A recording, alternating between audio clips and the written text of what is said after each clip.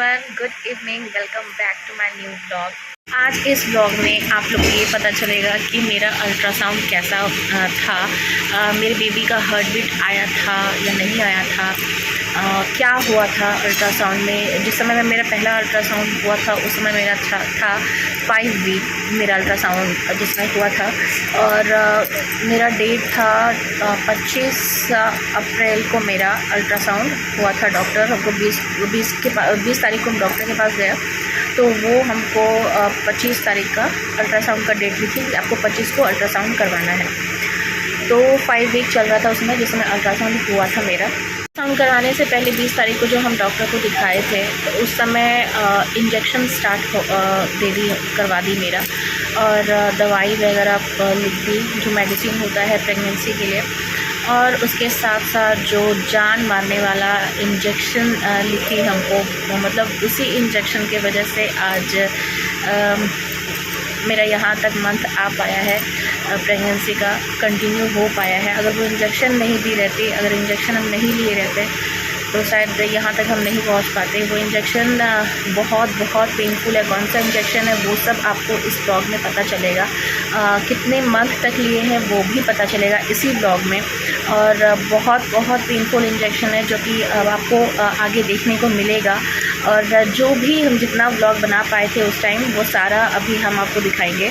और चलिए आपके साथ शेयर करते हैं कि अल्ट्रासाउंड जब हम करवाने के लिए गए तो हुआ क्या था। तो अभी जस्ट हम घर से निकल चुके हैं और अभी यहाँ से हॉस्पिटल करीब 2 घंटा लग जाता है जाने में।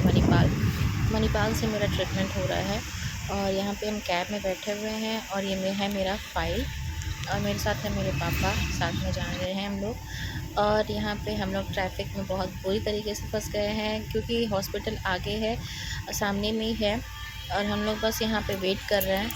तो यहाँ पे हम लोग बस जाम में फंसे हुए हैं। तो अब मतलब हम जो हॉस्पिटल जा रहे थे तो उस समय मेरा इतना घबराहट हो रहा था कि मतलब हम बता नहीं सकते हैं। क्योंकि पहली बार हमको हार्ट बीट सुनने को मिलता, और इसी भगवान से बस हम ये प्रे किए जा रहे हैं भगवान कि मेरा हार्ट बीट मेरा बेबी का हमको सुनने मिल जाए। क्योंकि जब मेरा मिसकैरेज हुआ था तो उस टाइम 2 मंथ के बाद हम जब पहली बार अल्ट्रासाउंड करवाने के लिए गए थे तब मेरे बेबी का हार्ट बीट हमको नहीं सुनाई मिला था।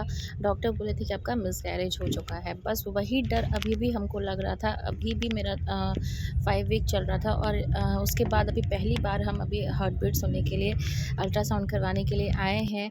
पता नहीं क्या आएगा नहीं आएगा। तो ये है मेरा रिपोर्ट अल्ट्रासाउंड का, और इसमें पता चल गया है कि हम प्रेग्नेंट हैं। रिपोर्ट में ये साफ दिख रहा है कि हम प्रेग्नेंट हैं, लेकिन मेरे बेबी का हार्ट बीट नहीं आया था 5 वीक में।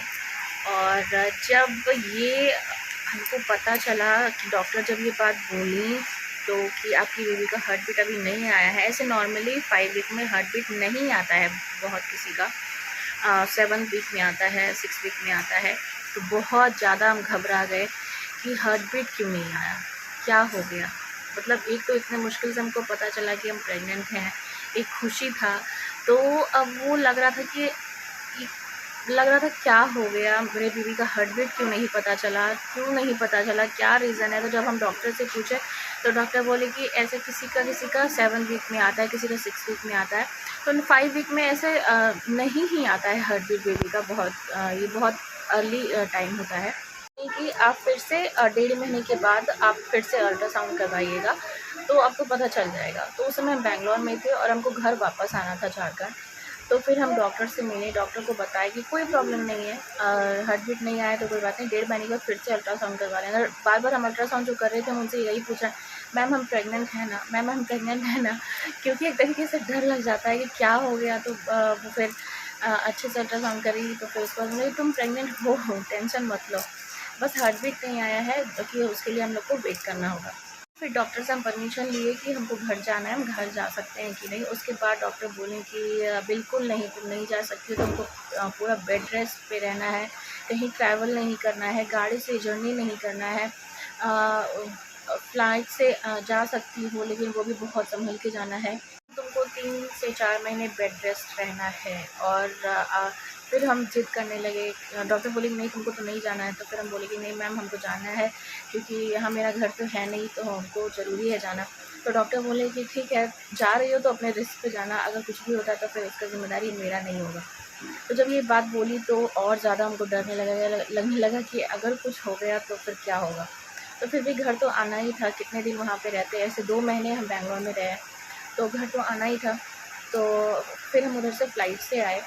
उसके बाद जो डॉक्टर 3 महीने का जो भी दवाई था मेरा, वो दवाई दे दी। 3 महीने का 4 महीने का इंजेक्शन लिखी वो तो हमको। ये है वो इंजेक्शन जो हमको रोज़ अपने पेट में लेना था।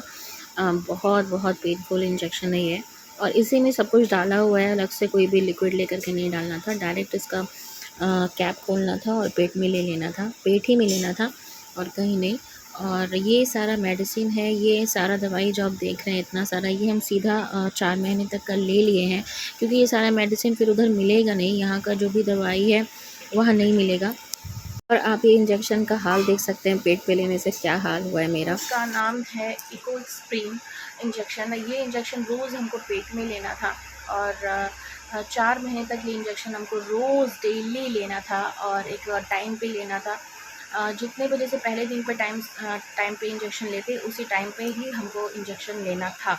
चाहे हमको फ़ीवर आए, चाहे कोई भी कंडीशन हो, मेरा इंजेक्शन नहीं छूटना चाहिए। डॉक्टर हमको डायरेक्ट यही बात बोली थी कि तुम्हारा इंजेक्शन नहीं छूटना चाहिए, कंडीशन तुम्हारा चाहे फिर कुछ भी हो, इंजेक्शन लेना है। इंजेक्शन ये था कि हमको ब्लीडिंग होने से रोकता, ब्लीडिंग नहीं होने का इंजेक्शन था। और इसी इंजेक्शन की वजह से आज हम यहाँ तक हैं, और बहुत अच्छा मेडिसिन, बहुत अच्छा दवाई लिखी वो। और अभी तो सारा इंजेक्शन भी मतलब मेरा ख़त्म हो गया है, इंजेक्शन सारा कंप्लीट हो गया है, वहाँ का दवाई भी मेरा सारा कंप्लीट हो गया है। तो हार्ट बीट जब हम 1.5 महीने के बाद अल्ट्रासाउंड करवाए, तब जा कर के मेरा हार्ट बीट आया था। और वो जो भी है वो आगे के ब्लॉग में आपको पता चलते जाएगा कि मेरा डेट क्या आया, जो भी अल्ट्रासाउंड आगे हम 1.5 महीने के बाद करवाए वो आपको नेक्स्ट ब्लॉग में आपको पता चलेगा। और इंजेक्शन्स की वजह से मेरे पेट पे मतलब ऐसा कोई जगह नहीं बचा था जहाँ पे खून जाम नहीं हुआ था, ब्लड जाम नहीं हुआ था, पूरा पेट काला हो गया था मेरा इंजेक्शन की वजह से। बहुत बहुत बहुत पेनफुल इंजेक्शन है, बहुत पेनफुल इंजेक्शन रहा है मेरे लिए वो। अब बहुत दर्द होता था, इतना कि बर्दाश्त नहीं होता था वो इंजेक्शन हमको। तो खैर माँ बनने के लिए सब कष्ट उठाना पड़ता है, और ये कष्ट उठाने के लिए हम बहुत तड़पे भी हैं, भगवान से प्रार्थना किए हैं, प्रे किए हैं, तब जाके ये खुशी हमको मिला है। तो इस खुशी के आगे हर कष्ट, हर दुख बर्दाश्त है। तो यही था मेरा। और मेरा बेबी का हार्ट बीट उस समय नहीं आया था 5 वीक में। ये हार्ट बीट आया मेरा 1.5 महीने के बाद जब हम अल्ट्रासाउंड करवाए तब। तो ये ब्लॉग हम यहीं तक रखेंगे। होप कि आपको ये ब्लॉग अच्छी लगी होगी, तो लाइक सब्सक्राइब ज़रूर करिएगा। मिलते हैं बहुत ही जल्द नेक्स्ट ब्लॉग में। उसमें मैं आपको अपनी डाइट वगैरह दिखाऊंगी कि मैं अभी क्या खाती हूँ, सुबह उठती हूँ तो क्या खाती हूँ, दोपहर में क्या खाती हूँ, रात में क्या खाती हूँ। तो वो पूरा फुल डे ब्लॉग आएगा, सुबह से लेकर रात तक का। तो मिलते हैं नेक्स्ट ब्लॉग में।